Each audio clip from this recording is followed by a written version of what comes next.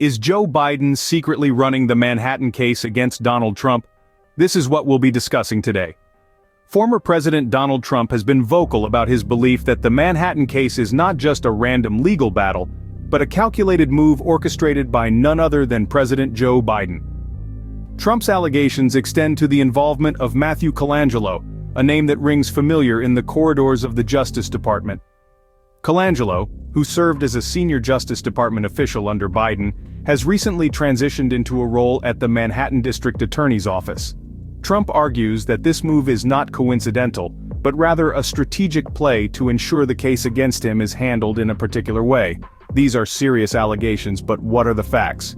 Now let's delve deeper into the facts behind these claims. As fascinating as these allegations might sound, one has to ask, where is the evidence? Let's dissect these claims piece by piece. Firstly, the assertion that Biden, his White House, or his Justice Department are secretly running Bragg's case is without any factual basis. There's no evidence to suggest that they've had any role in launching or overseeing the case. Furthermore, the idea that Biden's operatives are issuing clandestine commands in the case is also devoid of proof.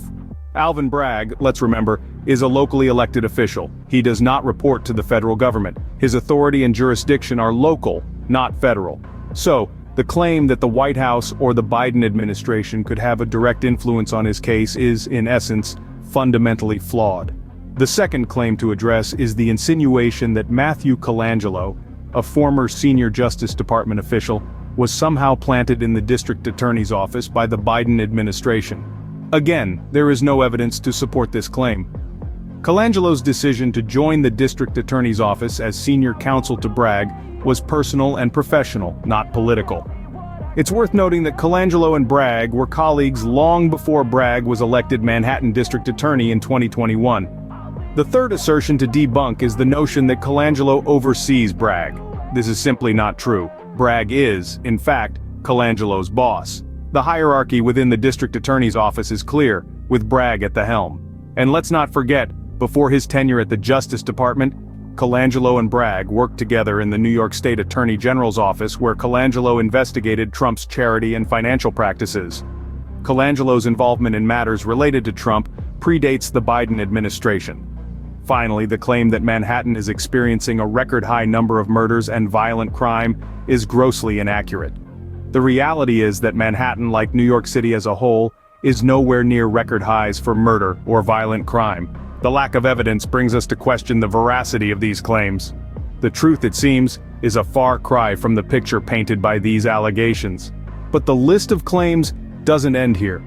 Trump has also alleged that District Attorney Bragg is squandering valuable time prosecuting him, all the while Manhattan supposedly suffers from a record-breaking surge in murders and violent crime.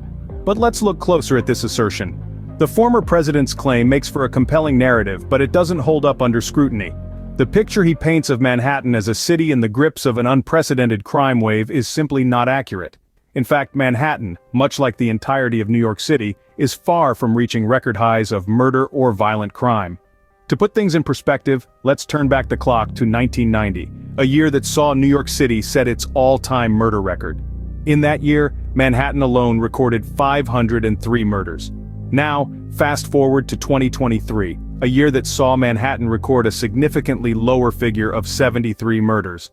Sure, every single incident of crime is one too many, and it's crucial for the authorities to tackle these issues head-on, but it's equally important to have an honest, accurate conversation about crime rates, free from hyperbole and groundless accusations.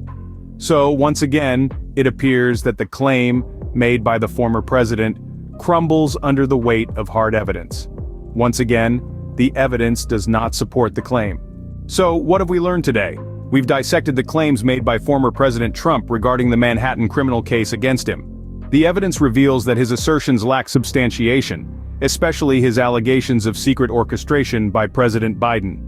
The ties between Colangelo and Bragg are professional, not political, and Manhattan's crime rates are far from record highs.